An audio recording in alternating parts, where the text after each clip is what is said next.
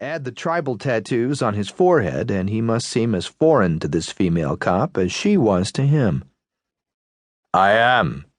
He smiled widely. Thanks for asking.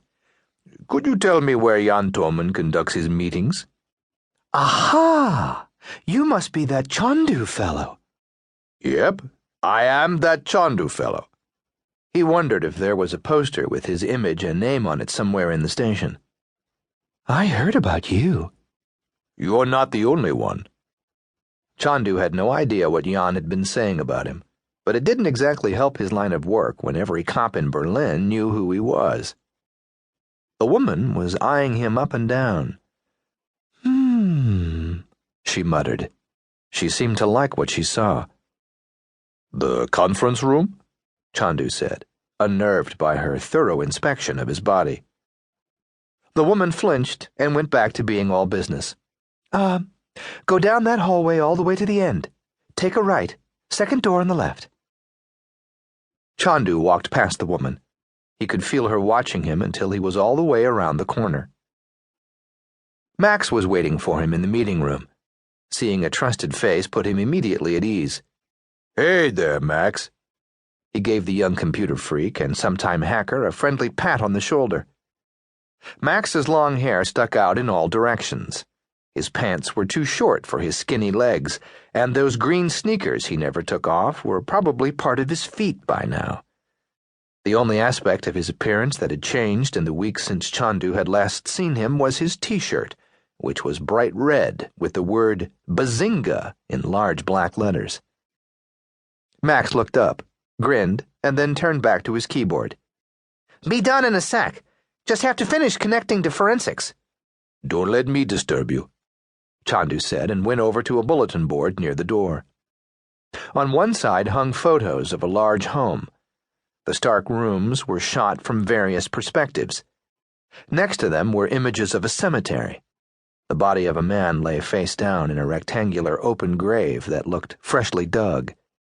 Next to the grave stood a simple wooden cross on which was painted a name, date of birth, and date of death. Jan had left comments on the photos with little post-its. On the living room, one note read, "Crime scene?"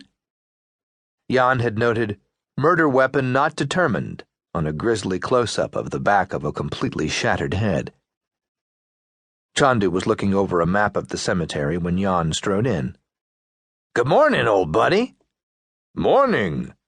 Chandu gave Jan a big hug with his massive arms. Then he stepped back and took a good look at his friend. Jan had surely been up all night. His thatch of brown hair hadn't been combed, and his shirt was wrinkled. But that mischievous grin of his, like that of some teenager who'd pranked his schoolteacher, outshone his weariness.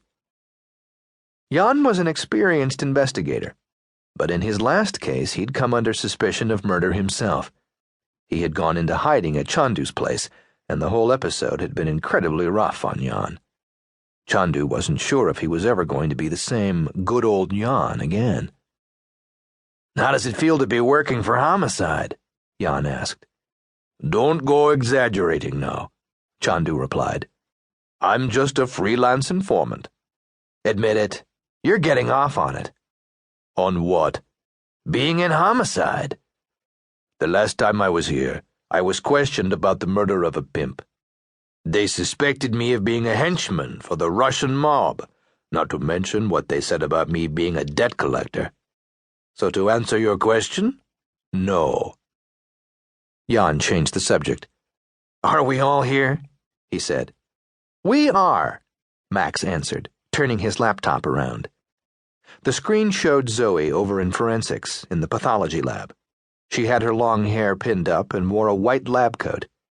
Her eyebrows were perfectly plucked on her flawless face, and her dark brown eyes blazed with mystery even through her thick safety glasses. Chandu lamented that she swung the other way. Well, I see the Three Stooges are back together, she said. Glasses don't work on you, Chandu said, taking a chair across from the laptop. Shut it, Mr. T.